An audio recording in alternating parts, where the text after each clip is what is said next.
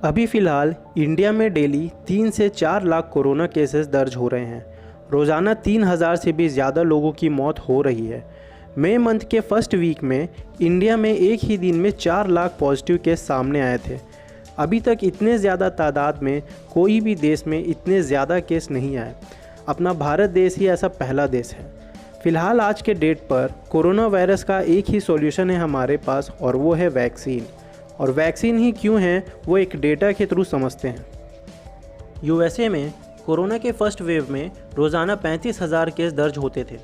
Second wave के peak time में daily 70,000 cases दर्ज होते थे, और थर्ड वेव के पीक टाइम में डेली 2.5 लाख केसेस दर्ज होते थे। लेकिन मार्च 2021 से यूएसए में कोरोना केस कम हो रहे हैं। फ़िलहाल यूएसए में डेली 50,000 केस दर्ज हो रहे हैं, और वहाँ केस कम होने का कारण है वैक्सीनेशन। यूएसए का टोटल पॉपुलेशन है 32 करोड़। अभी तक यूएसए में 30% पॉपुलेशन वैक्सीन के 2 डोज ले चुके हैं। मतलब यूएसए में करीब 10 करोड़ की जनता 2 डोज वैक्सीन ले चुकी है। अब एक बार इजराइल का डेटा देखते हैं। इजराइल में कोरोना के फर्स्ट वेव में पीक टाइम में रोज़ाना 500 केसेस आते थे।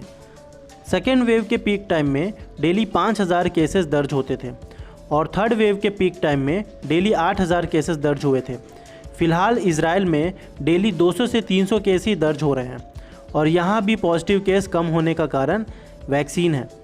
इजराइल का टोटल पॉपुलेशन 90 लाख है, और इस 90 लाख की पॉपुलेशन में 54% लोग वैक्सीन ले चुके हैं। मतलब करीब 50 लाख लोग वैक्सीन के 2 डोज ले चुके हैं। यूएसए में 30%, इजराइल में 54%, लेकिन इंडिया में मात्र 2% लोग ही वैक्सीन के 2 डोज लिए हैं।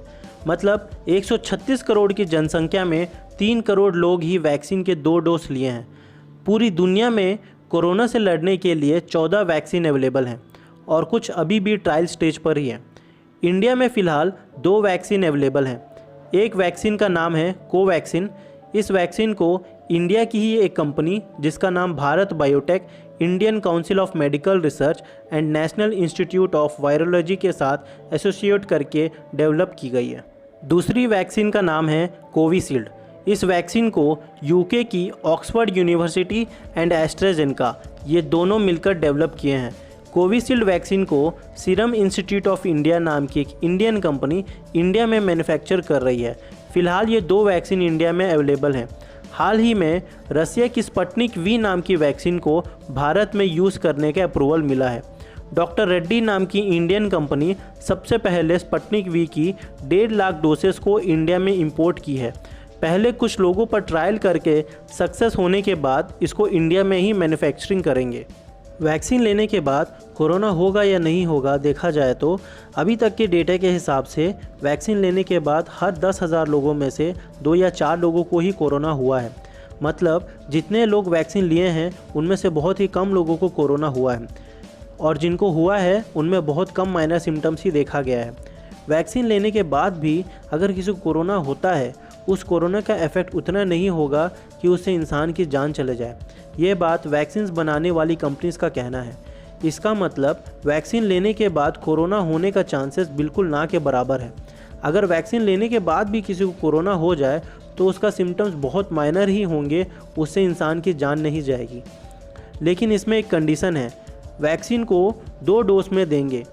पहली डोज लेने के 4 से 6 हफ्ते बाद या फिर 6 से 8 हफ्ते बाद सेकेंड डोज देंगे। पहली डोज लेने के बाद वैक्सीन का इफेक्ट 50% ही रहता है। मतलब एक ही डोज काफ़ी नहीं है।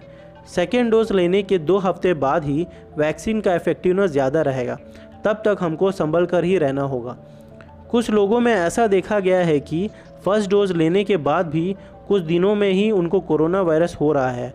ऐसा होने का कारण ये है कि फर्स्ट डोज के बाद 50% इफेक्टिवनेस ही होता है, और दूसरा कारण वैक्सीन लेने के पहले ही उनको ऑलरेडी कोरोना हो सकता है उनके सिम्टम्स बाहर नहीं दिखाई दिए होंगे, क्योंकि कोरोना होने के बाद सिम्टम्स दिखने में 2 से 14 दिनों का समय लगता है। इसलिए वैक्सीन लेने के बाद भी कुछ लोगों को कोरोना पॉजिटिव आ रहा है। वैक्सीन के दोनों डोज लेने के बाद कोरोना नहीं होगा ऐसा मत सोचिए, क्योंकि वैक्सीन का इफेक्टिवनेस लाइफ लॉन्ग नहीं होता है, ऐसा वैक्सीन बनाने वाली कंपनीज़ का कहना है। अभी तक के डेटा के हिसाब से 6 महीने से लेकर 1 साल तक वैक्सीन का इफेक्टिवनेस ज़्यादा रहता है। उसके बाद से वैक्सीन का इफेक्ट धीरे धीरे कम होगा। ये सब वैक्सीन बनाने वाली कंपनीज कह रही है।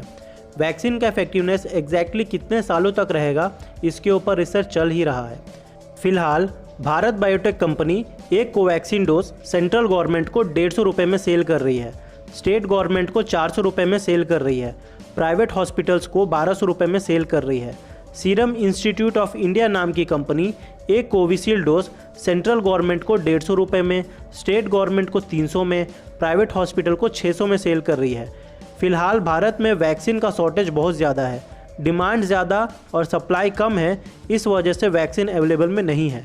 पूरी दुनिया में सबसे ज़्यादा वैक्सीन बनाने वाली कंट्रीज़ में पहले पोजीशन पे है इंडिया। पूरी दुनिया में जितने वैक्सीन्स बनते हैं उसमें से 60% वैक्सीन्स इंडिया में ही बनते हैं।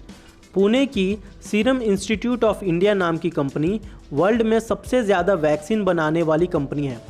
एक साल में ये कंपनी 150 करोड़ वैक्सीन डोसेस बनाती है और ये 170 कंट्रीज़ में एक्सपोर्ट भी करती है। इतनी बड़ी कंपनी भी देश की वैक्सीन डिमांड को पूरी नहीं कर पा रही है। इसका कारण वैक्सीन के लिए जो रॉ मटेरियल लगता है उसे यूएसए एक्सपोर्ट नहीं कर रही है। यूएसए अपनी कंट्री की डिमांड को ध्यान में रखते हुए रॉ मटेरियल्स को किसी भी कंट्री को एक्सपोर्ट नहीं कर रही है। लेकिन रिसेंटली अजीत डोवल जी के बात करने से यूएसए कुछ हद तक बात को मान गई है।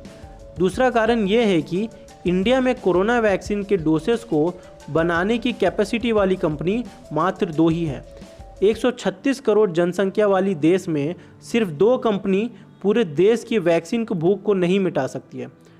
बाकी फॉरेन वैक्सीन कंपनीज अपने देश के लोगों को ही इम्पोर्टेंस दे रही है और ऐसा इम्पोर्टेंस देना लाजमी भी है। और वहाँ की गवर्नमेंट भी वैक्सीन एक्सपोर्ट में रोक लगा कर रखी है। इसलिए इंडिया वैक्सीन्स को डिमांड के हिसाब से इंपोर्ट नहीं कर पा रही है। फ़िलहाल इंडिया में एक महीने में 7 करोड़ कोरोना वैक्सीन्स बन रही हैं, जिसमें से 6 crore corona vaccine serum institute of India बना रही है और 1 crore vaccine Bharat biotech company बना रही है। 1 मई से 18 साल के ऊपर वाले भी वैक्सीन्स लगा सकते हैं, इसके लिए गवर्नमेंट परमिशन भी दे दी है। कोविन नाम के ऐप में वैक्सीन डोज के लिए इसमें रजिस्ट्रेशन भी कर सकते हैं। इंडिया में 18 साल के ऊपर वाले लोग 90 करोड़ लोग रहते हैं और अभी तक टोटल पॉपुलेशन में से 3 करोड़ लोग ही 2 डोज वैक्सीन लिए हैं, 10 करोड़ लोग सिंगल डोज लिए हैं। भारत में रोज़ाना 20 से 30 लाख लोगों को ही वैक्सीन कर पा रहे हैं। ऐसे में पूरे भारत को फर्स्ट डोज देने में 1 साल, सेकेंड डोज देने में 2 साल लगेंगे। अगर गवर्नमेंट चाहे तो डेली 1 करोड़ लोगों को भी वैक्सीन दे सकती है, लेकिन इतने सारे कोरोना वैक्सीन्स इंडिया में नहीं बन पा रहे हैं। ज़्यादा प्रोडक्शन या दूसरे देश से इंपोर्ट होने पर ही सबको वैक्सीन मिलेगी और फिर से ज़िंदगी नॉर्मल होगी। कोरोना को लेकर अपने पास दूसरा उपाय है और वो है मास्क पहनना, हाथों को सैनिटाइज या साबुन से धोना, सोशल डिस्टेंसिंग बनाए रखना।